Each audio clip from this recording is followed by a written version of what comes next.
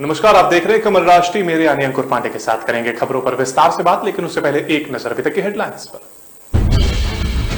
हमारे मरने पर तुम कितना जीएसटी लोगे, पश्चिम बंगाल की सीएम ममता बनर्जी का केंद्र पर निशाना। इस्तीफे वाली चिट्ठी के बाद आज सीएम योगी से मिलेंगे दिनेश खटीक, जेपी नड्डा से भी कर चुके हैं मुलाकात। पहला रुझान आया, द्रौपदी मुर्मू को मिले 540 वोट, यशवंत सिन्हा पहले रुझान में हुए पीछे। चुनाव से पहले सीएम केजरीवाल का बड़ा ऐलान, 300 यूनिट बिजली मुफ्त देने का किया वादा, 24 घंटे होगी आपूर्ति। वेस्टइंडीज के खिलाफ पहले वनडे की तैयारी शुरू, बारिश के चलते टीम इंडिया ने की इंडोर प्रैक्टिस। और अब खबरें विस्तार से। पश्चिम बंगाल की मुख्यमंत्री ममता बनर्जी ने जीएसटी की नई दरों को लेकर केंद्र सरकार पर तगड़ा हमला बोला है। एक रैली में ममता बनर्जी ने कहा कि दही चावल अस्पताल के बेड तक पर जीएसटी लगा दिया गया है। ममता बनर्जी ने कहा कि मरने पर कितना जीएसटी लगाया जाएगा। कोलकाता में आयोजित एक रैली में ममता बनर्जी ने अपने चिरपरिचित आक्रामक अंदाज में केंद्र सरकार को घेरते हुए कहा कि ईडी, सीबीआई बीजेपी की रीढ़ है, लेकिन इनके दम पर उनको कोई डरा नहीं सकता है। ममता ने कहा, मरने पर कितना जीएसटी चार्ज लगेगा, भारत के लोगों को और कितना लूटोगे। वहीं पश्चिम बंगाल के सीएम ने अपनी सरकार की तारीफ करते हुए कहा कि राज्य में कई परियोजनाओं पर काम चल रहा है। Tajpur port, new Silicon Valley, Bengal में बहुत सारी नौकरियां पैदा हो रही हैं। राज्य को अगले 50 साल तक कोयले की चिंता नहीं करनी पड़ेगी। गौरतलब है कि हाल ही में जीएसटी काउंसिल ने नई दरें लागू की हैं और जिसमें कई ऐसी चीजों पर टैक्स के दायरे में लाया गया है जिसे लेकर सरकार की आलोचना हो रही है। जीएसटी के नए स्लैब के मुताबिक पैकेट बंद और लेबल वाले प्रोडक्ट्स पर 18% जीएसटी टैक्स लगेगा, लेकिन सबसे ज्यादा आलोचना मछली, दही, पनीर, लस्सी, शहद, सूखा मखाना, मुरमुरे, सूखा सोयाबीन, मटर जैसे उत्पाद, गेहूं और अन्य अनाज को टैक्स के दायरे में लाने पर हो रही है और इन पर अब 5% की दर से जीएसटी लागू है। अभी तक इन उत्पादों पर छूट मिली हुई थी। इसके अलावा एटलस सहित मानचित्र और चार्ट 1000 रुपए प्रतिदिन से कम कीमत वाले होटल के कमरों और सौर वाटर हीटर पर 12% 5000 रुपए प्रतिदिन, आईसीयू को छोड़ करके ऊपर के अस्पताल के कमरे में के किराए पर 5% जीएसटी लगेगा। प्रिंटिंग, ड्राइंग इंक, धारदार चाकू, कागज काटने वाला चाकू और pencil sharpener, LED lamp, drawing और मार्किंग करने वाले उत्पादों पर 18% जीएसटी लागू कर दिया गया है। और उत्तर प्रदेश में राज्य मंत्री दिनेश खटीक के इस्तीफे की खबरों के बाद शुरू हुई राजनीतिक हलचल अब बढ़ती जा रही है। पहले मंत्री ने इस्तीफे को लेकर गृह मंत्री अमित शाह को पत्र लिखा, जो मीडिया के सामने भी आया। उसके बाद उन्होंने बुधवार शाम को बीजेपी अध्यक्ष जेपी नड्डा से मुलाकात की। अब माना जा रहा है कि गुरुवार की शाम को मंत्री सीएम योगी आदित्यनाथ से मुलाकात कर सकते हैं। योगी सरकार में जल्द दिनेश खटीक अपने इस्तीफे की खबरों के बाद से ही लगातार चर्चा में बने हुए हैं। बताया जा रहा है कि वे गुरुवार की शाम 4 बजे सीएम योगी आदित्यनाथ से मुलाकात करेंगे। इससे पहले बुधवार को बीजेपी के राष्ट्रीय अध्यक्ष जेपी नड्डा से मुलाकात की थी और यह भी बताया गया कि इस दौरान मंत्री के साथ पश्चिम यूपी के सह संगठन मंत्री कर्मवीर सिंह भी मौजूद थे। बीजेपी अध्यक्ष से उनकी मुलाकात जेपी नड्डा से उनके आवास पर हुई थी। बताया जा रहा है कि जेपी नड्डा ने मंत्री दिनेश खटीक की बातों को ध्यान से सुना। वहीं पार्टी अध्यक्ष की ओर से उन्हें समस्याओं के समाधान का आश्वासन मिला है। जेपी नड्डा ने मंत्री की बातें सुनने के बाद सख्त निर्देश दिए हैं। उनके खटीक को भी सरकार और पार्टी के मुद्दे को पार्टी फोरम में ही उठाने का निर्देश दिया है। बता दें कि बुधवार को उनके इस्तीफे की बात सामने आई थी। मंत्री की एक चिट्ठी भी मीडिया में आई थी, जो उन्होंने गृह मंत्री अमित शाह को अपनी समस्याओं को लेकर लिखी थी, जिसके बाद राजनीतिक अटकलें तेज हो गई थी। और एनडीए की उम्मीदवार द्रौपदी मुर्मू राष्ट्रपति चुनाव की मतगणना में आगे चल रही हैं। राज्यसभा के महासचिव पीसी मोदी ने बताया कि सांसदों के वोटों की गिनती हुई है। द्रौपदी मुर्मू को 540 सांसदों ने वोट दिया, जिसका मूल्य 3,78,000 है और यशवंत सिन्हा को 208 सांसदों का वोट मिला, जिसका मूल्य 1,45,600 है। कुल 778 वोट पड़े हैं, जिनका मूल्य 5,23,600 है। राज्यसभा के महासचिव पीसी मोदी ने बताया कि कुल 15 वोट अवैध थे और ये संसद वोट के आंकड़े हैं। देश के 15वें राष्ट्रपति के चयन के लिए 33 स्थानों पर मतदान 18 जुलाई को हुआ था। राष्ट्रपति चुनाव में 776 सांसदों और 4035 निर्वाचित विधायकों समेत कुल 4,809 मतदाता मतदान के पात्र थे। इसमें मनोनीत सांसद व विधायक और विधान परिषद के सदस्य मतदान नहीं कर सकते। नए राष्ट्रपति का शपथ ग्रहण 25 जुलाई को होगा। राष्ट्रपति चुनाव के लिए मुकाबला एनडीए की उम्मीदवार द्रौपदी मुर्मू और विपक्ष के साझा उम्मीदवार यशवंत सिन्हा के बीच है। द्रौपदी मुर्मू अगर ये चुनाव जीतकर राष्ट्रपति बन जाती हैं, तो वो स्वतंत्रता के बाद जन्मी इस शीर्ष पद पर पहुंचने वाली पहली नेता होंगी। साथ ही वह देश की पहली आदिवासी और सबसे युवा राष्ट्रपति भी बन जाएंगी। गुजरात में इस साल के अंत में विधानसभा का चुनाव होना है। इसी चुनाव की तैयारी और जनता के बीच घोषणाएं करने के लिए दिल्ली के मुख्यमंत्री अरविंद केजरीवाल गुजरात के सूरत दौरे पर हैं। यहां अरविंद केजरीवाल जनता को संबोधित कर रहे हैं। आम आदमी पार्टी के संयोजक अरविंद केजरीवाल ने गुजरात में विधानसभा चुनाव से पहले लोगों के लिए एक बड़ा ऐलान किया है। दिल्ली के मुख्यमंत्री अरविंद केजरीवाल ने गुरुवार को कहा कि अगर उनकी आम आदमी पार्टी इस साल दिसंबर में होने वाले राज्य विधानसभा चुनाव में सत्ता में आती है, तो गुजरात के सभी घरेलू उपभोक्ताओं को हर महीने 300 यूनिट बिजली मुफ्त मिलेगी। अरविंद केजरीवाल ने सूरत शहर में एक संवाददाता सम्मेलन में कहा, तुम सभी घरेलू उपभोक्ताओं को 300 यूनिट मुफ्त बिजली मुहैया कराएंगे। हम सभी शहरों और गांवों में 24.8 बिजली आपूर्ति सुनिश्चित करेंगे। आपके राष्ट्रीय संयोजक ने वादा किया कि अगर उनकी पार्टी को राज्य में शासन करने का मौका मिलता है, तो 31 दिसंबर 2021 तक के सभी पुराने बिजली के बिल माफ कर दिए जाएंगे। केजरीवाल ने आगे कहा, गुजरात में 2 महीने का बिजली का बिल आता है 300 यूनिट प्रति माह के हिसाब से 2 महीने के बिल में 600 यूनिट फ्री मिलेगा। गुजरात में आम आदमी पार्टी द्वारा मुफ्त में सुविधा देने का वादा करने के बाद से ही बीजेपी इसको लेकर आप पर निशाना साध रही है। इसको लेकर अरविंद केजरीवाल ने बीजेपी पर पलटवार किया है। उन्होंने कहा, जनता को फ्री रेवड़ी देने से श्रीलंका जैसे हालात नहीं होते, अपने दोस्तों मंत्रियों को देने से होते हैं। श्रीलंका वाला अपने दोस्तों को फ्री रेवड़ी देता था, अगर जनता को देता तो जनता उसके घर में घुस के उसे न भगाती। टीम इंडिया की वनडे स्क्वाड ने वेस्टइंडीज में अपनी तैयारी शुरू कर दी है। बुधवार को टीम इंडिया को यहां पहला नेट सेशन रहा। भारतीय टीम का यहां पहला अभ्यास सत्र इंडोर रहा, क्योंकि त्रिनिदाद में बुधवार के दिन लगभग पूरे वक्त बारिश होती रही। बीसीसीआई ने भारतीय खिलाड़ियों के इस प्रैक्टिस सेशन का वीडियो सोशल मीडिया पर शेयर भी किया है। वीडियो में दिखाई देता है कि त्रिनिदाद के Queen's Park Oval cricket stadium में तेज बारिश के चलते पानी भरा हुआ है। ऐसे में भारतीय खिलाड़ी स्टेडियम में ही इंडोर प्रैक्टिस शुरू कर देते हैं। हर्षदीप नेट पर जमकर बॉलिंग करते नजर आते हैं, तो कप्तान शिखर धवन बल्लेबाजी में आगे बढ़कर तेज शॉट लगाते दिखाई देते हैं। इस बीच शुभमन गिल बताते हैं, हम लोग यूके से आए तो सोचा था कि नेट सेशन करेंगे तो अच्छा रहेगा, लेकिन यहाँ बारिश होने लगी और फिर हमें इंडोर प्रैक्टिस के लिए जाना पड़ा। कुछ ना करने से बेहतर था कि इंडोर प्रैक्टिस कर ली जाए। अच्छा मजा आया। मैंने कुछ अंडर आर्म गेंदों पर अभ्यास किया। भारतीय टीम को वेस्टइंडीज में 3 वनडे और 5 टी20 मुकाबले खेलने हैं। पहला वनडे मैच 22 जुलाई को शाम 7 बजे क्वींस पार्क ओवल में ही खेला जाना है। बता दें कि भारतीय टीम की वनडे स्क्वाड में कई दिग्गज खिलाड़ी शामिल नहीं है। टीम की कमान शिखर धवन के हाथ में है। और इसी के साथ हम रुक रहे हैं यहां पर एक छोटे से ब्रेक के लिए। ब्रेक पर जाने से पहले अब तक की हेडलाइंस। हमारे मरने पर तुम कितना जीएसटी लोगे? पश्चिम बंगाल की सीएम ममता बनर्जी का केंद्र पर निशाना। इस्तीफे वाली चिट्ठी के बाद आज सीएम योगी से मिलेंगे दिनेश खटीक। जेपी नड्डा से भी कर चुके हैं मुलाकात। पहला रुझान आया, द्रौपदी मुर्मू को मिले 540 वोट। यशवंत सिन्हा पहले रुझान में हुए पीछे। चुनाव से पहले सीएम केजरीवाल का बड़ा ऐलान, 300 यूनिट बिजली मुफ्त देने का किया वादा। 24 घंटे होगी आपूर्ति। वेस्टइंडीज के खिलाफ पहले वनडे की तैयारी शुरू। बारिश के चलते टीम इंडिया ने की indoor practice.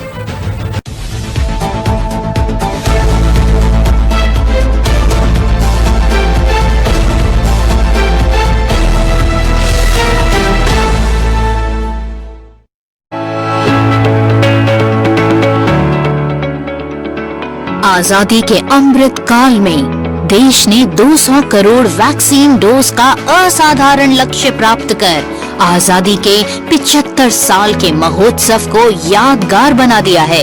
200 crore vaccine dose सिर्फ एक आंकड़ा नहीं है, ये भारत के सामर्थ्य का प्रतिबिंब है, इतिहास के नए अध्याय की रचना है। ये कुशल नेतृत्व और हम भारतीयों के संकल्प की सिद्धि है।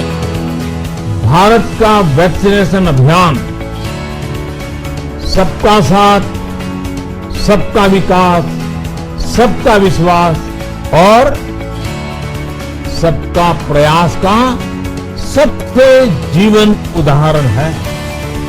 गरीब, अमीर, गांव, शहर, दूर सुदूर देश का एक ही मंत्र रहा कि अगर बीमारी भेदभाव नहीं करती तो वैक्सीन में भी भेदभाव नहीं हो सकता। ये अवसर सिर्फ 200 करोड़ टीकाकरण के जश्न का नहीं है, ये जश्न है आत्मनिर्भर होते भारत का।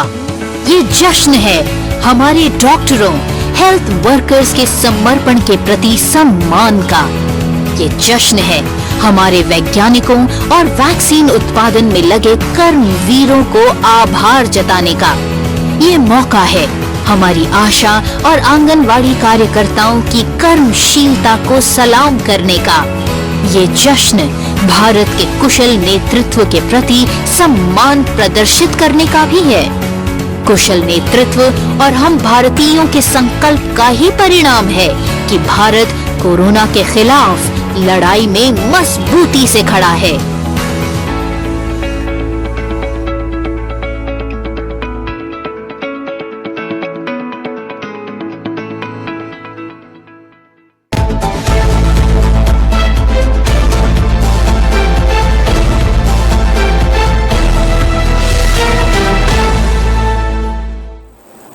तो ब्रेक के बाद एक बार फिर आपका स्वागत है। बढ़ते हैं अगली खबर की ओर। सुप्रीम कोर्ट ने स्थानीय निकाय चुनाव में अन्य पिछड़ा वर्ग ओबीसी को आरक्षण देने की मंजूरी दे दी है। सुप्रीम कोर्ट के इस फैसले पर महाराष्ट्र के मुख्यमंत्री एकनाथ शिंदे ने कहा कि सुप्रीम कोर्ट ने ओबीसी आरक्षण को लेकर हमारी मांग को स्वीकार कर लिया है। ओबीसी वर्ग के लोगों के लिए यह बड़ी राहत है। हमने ओबीसी समुदाय को न्याय दिलाने का वादा किया था और हम अपनी बात पर डटे रहे। इसके साथ ही ओबीसी आरक्षण पर महाराष्ट्र के उप मुख्यमंत्री देवेंद्र फडणवीस ने कहा कि हमारी सरकार ने ओबीसी आरक्षण फिर से लागू करवा लिया है। सुप्रीम कोर्ट ने आज इस पर फैसला दे दिया है। हमारी सरकार ने जो रिपोर्ट सुप्रीम कोर्ट को सौंपी थी, कोर्ट ने उस रिपोर्ट को स्वीकारा है। महाराष्ट्र में ओबीसी आरक्षण फिर से लागू हुआ है। डिप्टी सीएम फडणवीस ने पत्रकारों से कहा कि राज्य सरकार ने राज्य चुनाव आयोग से आग्रह किया है कि वह चुनाव की तारीखें तत्काल घोषित नहीं करे, क्योंकि महाराष्ट्र के कई हिस्से भारी बारिश और बाढ़ से प्रभावित हैं। इससे पहले कोर्ट ने महाराष्ट्र में स्थानीय चुनाव में ओबीसी आरक्षण को खारिज कर दिया था, क्योंकि इस बाबत आबादी के ठोस आंकड़े नहीं थे। फडणवीस ने कहा, सुप्रीम कोर्ट ने ओबीसी आरक्षण के लिए राज्य पिछड़ा वर्ग आयोग की रिपोर्ट को स्वीकार कर लिया है। उसने आयोग की रिपोर्ट के आधार पर ओबीसी आरक्षण लागू करने की इजाजत दे दी। भारतीय जनता पार्टी बीजेपी नेता ने पिछले माह विकास अघाड़ी एमवीए की सरकार पर इस मुद्दे पर केंद्र पर सवाल उठाकर वक्त जाया करने का आरोप लगाया है। फडणवीस ने कहा, जब मैंने कहा कि पिछड़ा वर्ग आयोग की रिपोर्ट को अंतिम रूप दिया जा सकता है और अदालत में जमा करा दिया गया है, तो मेरा मजाक उड़ाया गया, लेकिन हमारी सरकार ने अपनी कार्रवाई से आलोचकों को जवाब दे दिया है। शिवसेना प्रमुख उद्धव ठाकरे नीत एमवीए सरकार पिछले महीने गिर गई थी, जिसके बाद शिवसेना के बागी एकनाथ शिंदे ने मुख्यमंत्री और फडणवीस ने उप मुख्यमंत्री पद की शपथ ली थी। और भारतीय मौसम विज्ञान विभाग ने देश के कई राज्यों में भारी बारिश को लेकर अलर्ट जारी कर दिया है। राजधानी दिल्ली, उत्तर प्रदेश, महाराष्ट्र, गुजरात समेत कई राज्यों में बीते दिनों बारिश देखने को मिली। तो वहीं अब इन राज्यों में विभाग ने अगले 2 दिन के लिए बारिश के साथ बिजली गिरने की चेतावनी जाहिर कर दी है। बीते दिनों उत्तराखंड में भारी बारिश के चलते कई इलाकों में बाढ़ जैसे हालात बनते दिखे, जिस कारण से लैंडस्लाइड की भी कई घटनाएं देखने को मिली। पहाड़ी इलाकों में चट्टानों के मलबे गिरने के चलते कई सड़कें बंद कर दी गई। तो वहीं अब एक बार फिर मौसम विभाग ने उत्तराखंड में भारी बारिश को लेकर अलर्ट जारी कर दिया है। विभाग के मुताबिक 21 जुलाई से लेकर 23 जुलाई तक उत्तराखंड के चमोली, रुद्रप्रयाग, नैनीताल, पिथौरागढ़ में ऑरेंज अलर्ट जारी कर दिया है और विभाग का कहना है कि इन जिलों में भारी बारिश की संभावना बनी हुई है। राजधानी दिल्ली की बात करें तो दिल्ली में आज से अगले 3 दिन बादल छाए रहेंगे और बारिश की होने की संभावना है। तापमान पर नजर डालें तो आज दिल्ली में न्यूनतम तापमान 25 डिग्री सेल्सियस रह सकता है, तो वहीं अधिकतम तापमान 35 डिग्री रहने का अनुमान है। इसके अलावा अगले 24 घंटे में हिमाचल से लेकर उत्तराखंड, पंजाब, हरियाणा, उत्तर प्रदेश, मध्य प्रदेश, सिक्किम, असम, उड़ीसा में हल्की बारिश होती दिख सकती है। वहीं राजस्थान, गुजरात, गोवा, झारखंड, केरल में भारी बारिश होने के अनुमान है। राष्ट्रवादी कांग्रेस पार्टी रकापा के अध्यक्ष शरद पवार ने पार्टी के सभी विभागों और प्रकोष्ठों को तत्काल प्रभाव से भंग कर दिया है। रकापा के एक वरिष्ठ नेता ने बुधवार को यह जानकारी दी। राकांपा के राष्ट्रीय महासचिव प्रफुल्ल पटेल ने ट्वीट किया। राकांपा के राष्ट्रीय अध्यक्ष शरद पवार ने अनुमोदन से सभी विभाग और प्रकोष्ठ तत्काल प्रभाव से भंग किए जाते हैं। हालांकि पूर्व केंद्रीय मंत्री पटेल ने इस अचानक उठाए गए कदम के कारण का खुलासा नहीं किया। दरअसल महाविकास अघाड़ी सरकार के पतन के करीब 3 हफ्ते बाद इस तरह का फैसला लिया गया है। माना जा रहा है कि चुनावों से पहले पुराने पदाधिकारियों को बदलने की संभावना है। बता दें, पिछले महीने सत्ता गंवा देने वाले राष्ट्रवादी कांग्रेस पार्टी एनसीपी मुंबई में खुद को मजबूत करने पर फोकस कर रही है। पार्टी अध्यक्ष शरद पवार के इस साल के अंत में होने वाले 263 सदस्यीय बीएमसी के चुनाव को देखते हुए महानगर में पार्टी के संगठन को मजबूत करने का आह्वान किया। माना जा रहा है कि शरद पवार खुद मुंबई पर सक्रियता से ध्यान देने में लगे हैं। और वहीं पहाड़ों पर बारिश आफत बनकर टूटी है। जम्मू कश्मीर से लेकर उत्तराखंड तक हाहाकार मचा है। बारामूला में बादल फटने से तबाही हुई है, तो वहीं जोशीमठ में सैलाब में फंसे लोगों को सुरक्षित निकाल लिया गया है। बारामूला के हमाम मरकूट गांव में बादल फटने के बाद अचानक आए सैलाब की वजह से बड़ी संख्या में टूरिस्ट रास्ते में फंस गए। बताया जा रहा है कि टूरिस्टों के साथ वो लोग भी फंस गए जो जंगल में काम करने गए थे। रात की बात यह रही कि किसी ने सैलाब को पार करने का जोखिम नहीं उठाया और सभी की जान बच सकी। हालांकि पानी के तेज बहाव की वजह से फसलों और पेड़ों को काफी नुकसान हुआ है। इसके साथ भारी बारिश की वजह से आई डोडा जिले में के कहारा इलाके में आई बाढ़ से जनजीवन काफी प्रभावित हुआ। जम्मू कश्मीर की ही तरह उत्तराखंड में भी बारिश आफत बनकर टूटी है। बुधवार को भारी बारिश की वजह से जोशीमठ में फूलों की घाटी में बनी एक पुलिया टूट गई, जिसकी वजह से करीब 140 पर्यटक रास्ते में फंस गए। लोगों के फंसे होने की खबर मिलते ही प्रशासन हरकत में आया और रेस्क्यू ऑपरेशन शुरू हुआ।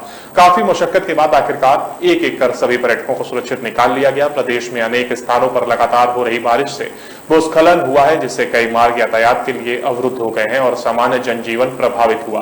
उत्तराखंड के रुद्रप्रयाग जिले में बुधवार को एक निर्माणाधीन पुल की शटरिंग पलट जाने से वहां काम कर रहे मजदूरों की मृत्यु हो गई, जबकि घायल अवस्था में निकाले गए 6 मजदूरों को रुद्रप्रयाग के जिला अस्पताल में भर्ती कराया गया है। रुद्रप्रयाग और श्रीनगर के बीच 4 धाम ऑल वेदर रोड परियोजना के तहत नया पुल बनाया जा रहा है और पुल के खंभों के लिए वहां लोहे की सरिया का जाल तैयार करने के दौरान यह हादसा हुआ।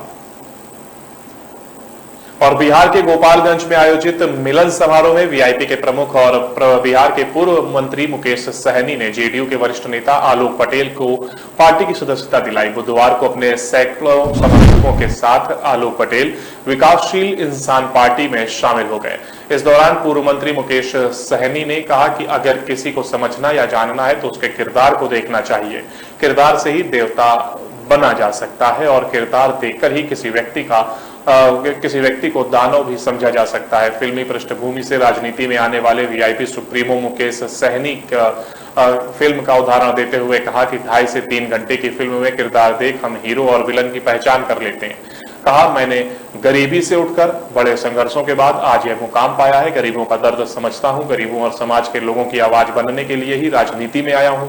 इस दौरान कार्यक्रम को संबोधित करते हुए मुकेश सहनी ने पार्टी में आने वाले लोगों का स्वागत करते हुए कहा कि पार्टी की विचारधारा एवं कार्यशैली से प्रभावित होकर आलोक कुमार पटेल ने अपने सैकड़ों साथियों के साथ जेडीयू छोड़कर विकासशील इंसान पार्टी की सदस्यता ग्रहण की है। उन्होंने विश्वास जताते हुए कहा कि उनके आने से पार्टी और मजबूत होगी। आशा व्यक्त करते हुए कहा कि आप सभी पार्टी के प्रति निष्ठावान रहते हुए पार्टी के समाज हित के कार्यों को सफलतापूर्वक आगे बढ़ाएंगे। पटेल को प्रदेश उपाध्यक्ष की जिम्मेदारी सौंपी गई है। दिल्ली के मुख्यमंत्री अरविंद केजरीवाल बुधवार से 2 दिवसीय दौरे पर गुजरात जाएंगे। इस दौरान वे विधानसभा चुनाव को लेकर आम आदमी पार्टी की पहली चुनाव संबंधी गारंटी की घोषणा करेंगे।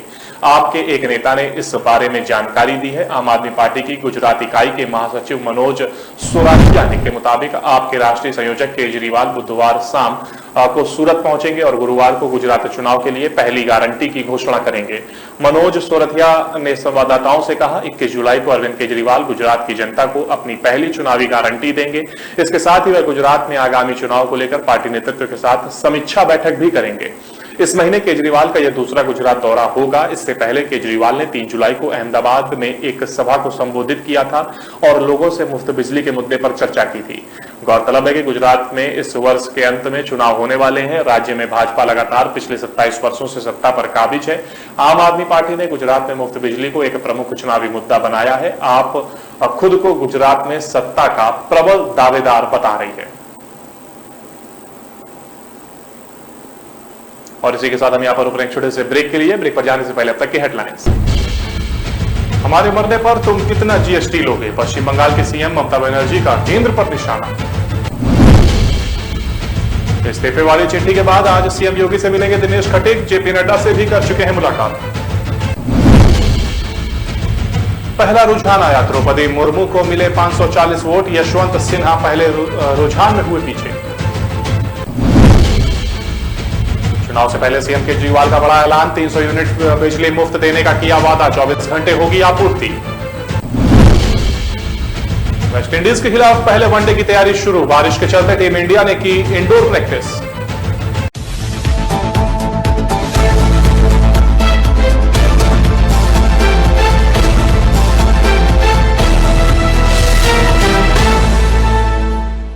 कामयाबी की असली पहचान तभी होती है जब उसकी बुनियाद मजबूत हो, क्योंकि जिन्हें खुद पर भरोसा हो उनकी ताकत कभी कम नहीं होती है।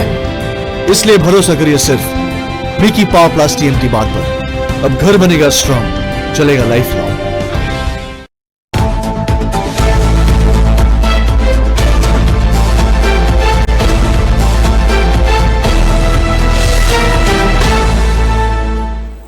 तो ब्रेक के बाद एक बार फिर आपका स्वागत है। बढ़ते हैं अगली खबर की ओर।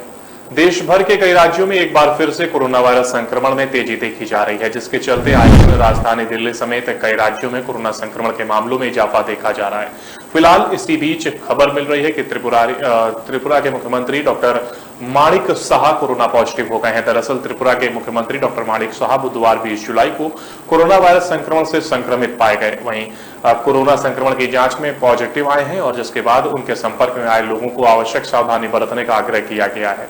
मुख्यमंत्री डॉक्टर माणिक साहा ने ट्विटर पर इसकी जानकारी देते हुए अपनी रिपोर्ट की तस्वीर भी शेयर की है, जिसके साथ ही उन्होंने लिखा है कि आज मैं कोरोना वायरस से संक्रमित पाया गया हूं, मैं बिल्कुल फिट हूं और मुझ में किसी प्रकार का कोई लक्षण नहीं मिला है। मैं विनम्रता पूर्वक उन सभी से अनुरोध करता हूं जो मेरे संपर्क में आए वे आवश्यक सावधानी बरतें। बता दें कि डॉक्टर माणिक साहा ने हाल ही में त्रिपुरा के मुख्यमंत्री का पदभार संभाला है। इससे पहले भी वह त्रिपुरा में बीजेपी के प्रदेश अध्यक्ष थे। 2023 में होने वाले चुनाव से पहले विप्लव कुमार देव के मुख्यमंत्री पद से इस्तीफे के बाद पार्टी ने डॉक्टर माणिक साहा को राज्य की कमान सौंपी है। बता दें कि डॉक्टर माणिक साहा साल 2016 में कांग्रेस से छोड़ बीजेपी में शामिल हुए थे। मध्य प्रदेश की शिवराज सरकार में नगरीय विकास मंत्री भूपेंद्र सिंह ने अपने विधानसभा क्षेत्र सागर के खरई में जीत का इतिहास बनाया है। उनके क्षेत्र की सभी 3 नगर परिषदों के 45 वार्डों में बीजेपी के पार्षद जीते हैं। इसमें खास बात यह है कि सभी एक परिषद पूरी निर्विरोध बनाई है, तो वहीं 2 परिषदों में 23 प्रत्याशी निर्विरोध चुने गए। बचे हुए 7 वार्डों में वोटिंग की गिनती हुई, जिसमें सभी बीजेपी के प्रत्याशी चुनाव जीत गए। बीजेपी कांग्रेस मुक्त भारत का नारा देती है। इसको नगरीय विकास मंत्री भूपेंद्र सिंह ने अपने विधानसभा क्षेत्र खुरई में साकार कर दिखाया है। खुरई विधानसभा क्षेत्र में 3 नगर परिषद बरोदिया, मालथौन और बांदरी है। इनमें बरोदिया नगर परिषद के सभी 15 वार्डों में बीजेपी के प्रत्याशी जीते हैं। इस तरह पूरी परिषद ही निर्विरोध चुनी गई है। तो वही मालथौन नगर परिषद में 12 और बांदरी परिषद में बीजेपी के 11 उम्मीदवार निर्विरोध जीत कर आए। इन दोनों परिषदों के कुल 7 वार्डों की गिनती बुधवार को हुई। इसमें बीजेपी के सभी प्रत्याशी अच्छे मतों के अंतर से जीते। नगरीय विकास मंत्री भूपेंद्र सिंह ने नतीजों पर कहा कि यह बीजेपी सरकार के विकास परक और सकारात्मक कार्यों के प्रति आमजन का स्नेह और आशीर्वाद है, जो चुनाव परिणामों में प्रकट हुआ है। भूपेंद्र सिंह ने बताया कि बरौदिया कलाम नगर परिषद तो पहले ही निर्विरोध निर्वाचित हो चुकी थी। मालथौन और बांदरी के भी ज्यादातर प्रत्याशी निर्विरोध चुने गए। कुछ वार्डों में चुनाव की स्थिति बनी, उन सभी वार्डों में भी कांग्रेस प्रत्याशियों की जमानत जब्त हो गई। इस तरह तीनों नगर परिषदों में बीजेपी की क्लीन स्वीप किया है और कांग्रेस को साफ कर दिया। मतदाताओं ने जिस प्रकार बीजेपी की नीति, कार्यक्रमों और विकास कार्यों पर विश्वास जताया है, उसका पूरा सम्मान करते हुए उनकी जनकांक्षाओं को पूरा किया जाएगा। सभागार जिले में नगर निकाय चुनाव के दूसरे दौर अंतिम चरण में गिनती में भी सभी जगह बीजेपी को बढ़त हासिल हुई। दूसरे चरण में कांग्रेस के पूर्व मंत्री और विधायक हर्ष यादव के विधानसभा क्षेत्र देवरी और बड़ा शाहगढ़ विधानसभा क्षेत्र से कांग्रेस विधायक तरवर लोधी को झटका लगा है। राजस्थान के नागौर जिले की खीवसर विधानसभा सीट से राष्ट्रीय लोकतांत्रिक पार्टी आरएलपी के विधायक नारायण बेनीवाल को धमकी भरा पत्र मिला है। विधायक नारायण बेनीवाल के नागौर स्थित आवास पर यह धमकी भरा पत्र भेजा गया। इस पत्र में उनकी स्कॉर्पियो चोरी होने का भी जिक्र किया गया है। लेटर के आखिर जय सोपू लिखा है, जिसके बाद यह माना जा रहा है कि यह पत्र सोपू गैंग ने भेजा है। ये गैंग कुख्यात गैंगस्टर लॉरेंस बिश्नोई से जुड़ा हुआ है। धमकी भरा पत्र मिलने की सूचना के बाद पुलिस महकमे में हड़कंप मचा हुआ है। बेनीवाल को भेजे गए इस पत्र में लिखा गया, गाड़ी गायब होने के दिन से ही तेरा उल्टा समय शुरू हो चुका है। अगर खुद को परिवार को बचा सको तो बचा ले, जल्द ही तेरा काम तमाम करेंगे। इस मामले में बड़ी बात यह है कि जयपुर से चोरी हुई विधायक नारायण बेनीवाल के स्कॉर्पियो तो मिल गई, लेकिन उसमें रखा हुआ एक मोबाइल अभी तक नहीं मिला है। इसके बाद अब विधायक को धमकी से भरा पत्र मिला। विधायक नारायण बेनीवाल को धमकी भरे पत्र मिलने के बाद नागौर एसपी राममूर्ति जोशी सहित जिले के आला पुलिस अधिकारियों ने मौके का मुआयना किया। आसपास के सीसीटीवी फुटेज खंगाले जा रहे हैं। यह पत्र किसके जरिए भेजा गया, इसका भी अभी खुलासा नहीं हुआ है। एसपी राममूर्ति जोशी ने मामले की जांच के लिए कई टीमों का गठन किया है। पुलिस की अलग अलग टीमें अलग अलग जगहों पर जाकर गहराई से मामले की जांच पड़ताल कर रही हैं। इस मामले में एक टीम को बोरुंदा भेजा गया है, जहां नारायण बेनीवाल की चोरी हुई स्कॉर्पियो मिली थी। वहीं दूसरी टीम को जयपुर में उस अपार्टमेंट में भेजा गया जहां से विधायक की स्कॉर्पियो चोरी हुई थी। तीसरी टीम विधायक नारायण बेनीवाल के आवास पर है। वह इस पूरे मामले में स्कॉर्पियो चोरी होने से लेकर उसके बोरुंदा में मिलने और अब धमकी भरा पत्र मिलने तक की कड़ियों को जोड़ने की कोशिश कर रही है। वहीं इस मामले पर सांसद हनुमान बेनीवाल ने कहा, राजस्थान में लचर कानून व्यवस्था के कारण अपराधी बेखौफ हैं। पूरे राज्य की कानून व्यवस्था वेंटिलेटर पर है और इसी कारण से आए दिन जनप्रतिनिधियों को धमकियां मिल रही हैं। उन्होंने ट्वीट कर कहा कि खींवसर विधायक को मिली धमकी की जानकारी संज्ञान में आते ही सुबह पुलिस महानिदेशक व पुलिस अधीक्षक नागौर से फोन पर बात की। साथ ही उन्हें मामले की तह तक जाकर हर कोण से जांच करने व ऐसे अपराधियों का पता लगाकर उन्हें गिरफ्तार करने के निर्देश दिए हैं। और हरियाणा में मुख्यमंत्री मनोहर लाल खट्टर ने वीडियो कॉन्फ्रेंस के माध्यम से ऑनलाइन आर्म लाइसेंस को शुभारंभ किया है। राज्य में लाइसेंस बनवाने के लिए अब ऑनलाइन आवेदन किया जा सकेगा। वहीं सीएम ने 6 जिलों में आर्म ट्रेनिंग सेंटर की व्यवस्था भी की है। इस प्रक्रिया के शुरू होने से हथियार से संबंधित कुल 14 तरह की सेवाओं का लाभ मिलेगा। खट्टर ने कहा, हमें भ्रष्टाचार के बारे में शिकायतें मिल रही हैं। नई ऑनलाइन प्रणाली के साथ किसी भी अनियमितता की कोई गुंजाइश नहीं होगी।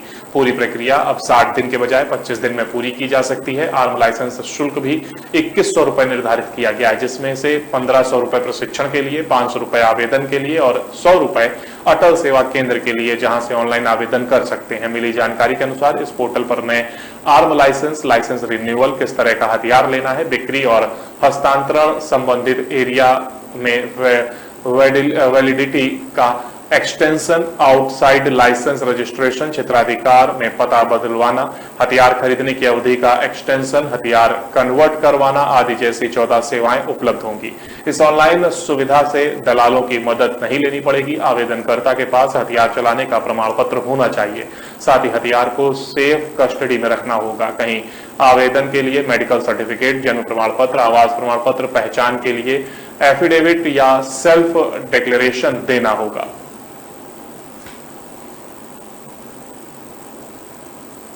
और इसी के साथ हमारे इस बुलेटिन में फिलहाल इतना ही। बाकी की तमाम अपडेट्स के लिए आप लगातार बने रहिए कमल राष्ट्रीय के साथ। नमस्कार।